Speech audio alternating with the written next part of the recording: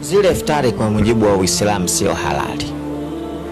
Iftari zile za kufuturisha watu kwenye maukumbi makubwa, kisha watu wakaingia kwa kadi, wale ambao maarufu wanaenda kufuturu mule, zile ni iftari za show, sio iftari ambazo za kutegemea kwamba Mungu atakulipa.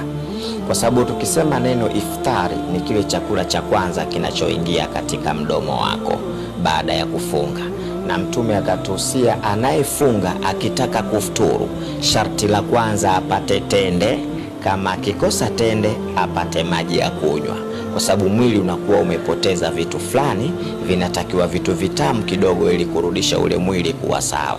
Sasa kitu cha kwanza kinachoingia mdomoni ndio tunaita iftari. Lakini hadithi iliyokuja, mwenye kumfuturisha aliyefunga anapata thawabu sawa sawa na yule aliyefuturu, bila aliyefuturu kupunguziwa chochote. Lakini nani anastahili kufuturishwa? Hili ndio swali la kujiuliza, sio mimi wa kufuturishwa. Anayestahili kufuturishwa ni yule asiyekuwa na uwezo cha kufuturu.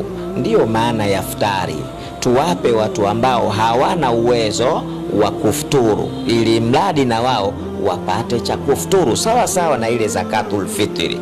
Anapewa mtu ambaye hana chakula cha kupika siku ya Idi kusherekea, wewe uliyekuwa nacho mpaka Uislamu ukakuhimiza kwamba saumu yako ina deha mpaka utoe zakatul fitri. Kwa nini? Mungu anakutaka wewe ulazima wa kutoa kumpa yule asiyekuwa nacho, kama vile wewe ulivyokuwa na furaha nyumbani kwako na yeye akafurahi na familia yake.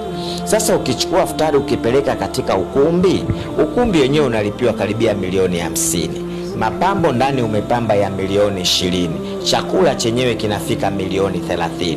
Ukipiga hesabu unatumia milioni 100. Hiyo 100 unayotumia, haji mwenye shida ya iftari unamwalika mtu ambaye ana uwezo wa kukualika wewe nyumbani kwake akakufuturisha mwezi mzima. Unawaacha watu ambao wako nje, uhakika hata watende kula au wa mihogo ile tusioipenda, labda wao hawana uhakika wa kula. Kimtazamo tu, huyu ambaye anafuturisha anawaita wenye uwezo wa kumfuturisha afuturu nao, na huyu ambaye hana cha kufuturu, unadhani nani anastahili kupewa? Yule ambaye hana. Sasa sisi tumebadilika saizi, tunaifanya dini iko sebleni, na shida kubwa mimi nizungumze na mashehe.